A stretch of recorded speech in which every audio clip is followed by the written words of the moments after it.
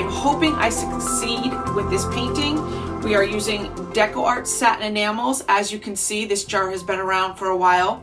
I have done many projects with this, and some have worked and some have not. So I'm hoping that the pearls show up and I get the look I want.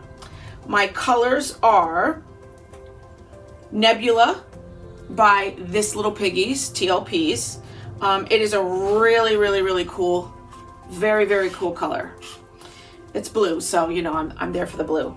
And then I have Ballet Slipper here. I only have a little bit of it mixed up. I don't want it to take over. I just wanted a little accent of it.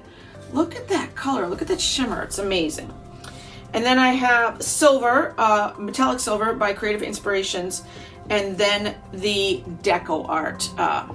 This actually has a little bit of the warm white in it because I did not have enough of the pure white. So hopefully that doesn't interfere too much and I still get the look that I want.